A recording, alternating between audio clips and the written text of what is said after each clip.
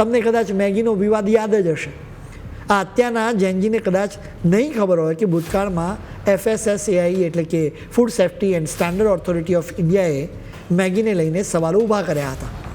એજન્સીએ કહ્યું હતું કે એમાં લેડ અને મોનોસોડિયમ ગ્લુટામેટનું પ્રમાણ ખૂબ જ વધારે છે, જેના લીધે મેગી પર ટેમ્પરરી પ્રતિબંધ મૂકવામાં આવ્યો હતો, જેના લીધે નેસ્લે કંપનીની આકરી ટીકા કરવામાં આવી હતી. આ કંપની ખૂબ બદનામ પણ થઈ હતી. એક તબક્કે તો મેગી નૂડલ્સ માર્કેટમાંથી ગાયબ થઈ ગયા હતા. આ સમગ્ર ઘટનાની શરૂઆત વર્ષ 2015-16માં થઈ હતી. ફૂડ સેફ્ટી ઓફિસર કિરણ રંગાસ્વામી ગેદામે નાગપુર પાસે આવેલા નેસ્લેના લોજિસ્ટિક હબ પર દરોડો પાડીને મેગી નૂડલ્સના સેમ્પલ લીધા હતા. શરૂઆતમાં સેમ્પલિંગનું ટેસ્ટિંગ પુણેની સરકારી લેબોરેટરીમાં કરવામાં આવ્યું હતું, જેમાં ટેસ્ટમાં મેગી પાસ થઈ હતી. પરંતુ ફૂડ સેફ્ટી ઓફિસરને સંતોષ ન થતાં તેણે બીજા અભિપ્રાય માટે આ જ સેમ્પલ્સ ઉત્તર પ્રદેશના ગાઝિયાબાદની રેફરલ ફૂડ લેબોરેટરીમાં મોકલ્યા હતા.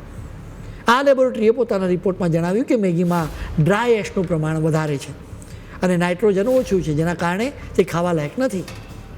આ રિપોર્ટના આધારે નેસ્લેના અધિકારીઓ સામે ફોજદારી ગુનો નોંધવામાં આવ્યો.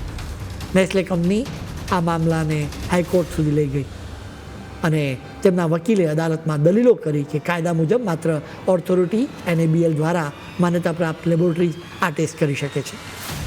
ગાઝિયાબાદની લેબોરેટરીને આ માન્યતા ડિસેમ્બર 2016માં મળી હતી, જ્યારે તેણે ટેસ્ટિંગ 2015માં જ કરી નાખ્યું હતું. આમ કાયદાકીય રીતે આ રિપોર્ટ રદબાતલ ઠર્યો.